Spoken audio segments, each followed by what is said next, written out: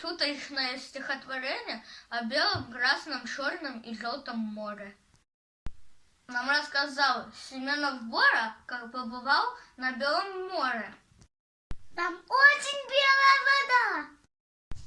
Кричат ребята: ерунда! Ну я с него вернулся белым. Послушай, хватит врать, Борис, ты просто был не загорелым, а врать ты не можешь, не берись. Потом рассказывать стал Бора, как он купался в Красном море, и красным стал через часок. Вода в нем как томатный сок. Я показать могу вам фото.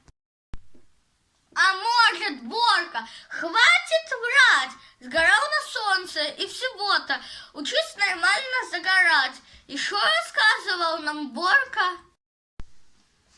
Я отдыхал на черном море, там жутко черная вода. Но это просто ерунда. Но я вернулся черным платьем. Ты просто грязным был, Борис. Почаще надо умываться, а врать не можешь, не берись. Тогда рассказывать стал Бора, что он бывал на Желтом море. Там как желток, желтая вода.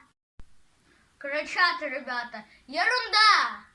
Вы посмотрите на коленки, желтые и руки, и спина. Ты просто прислонился к стенке, была покрашена стена. В конце рассказывать стал Бора, как посинел на синем море. Но если в воду лезть в мороз, и в белом посинеет нос. На синем мой жалко молчит.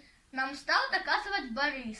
Да, просто нет его на карте. Нет моря синего на карте, а врать не можешь, не берись. Ребята, А вы искали разноцветные моря на карте? если еще нет, То обязательно поищите. Ставьте лайки, подписывайтесь на канал и нажимайте на колокольчик. И смотрите наши новые видео. Всем пока-пока!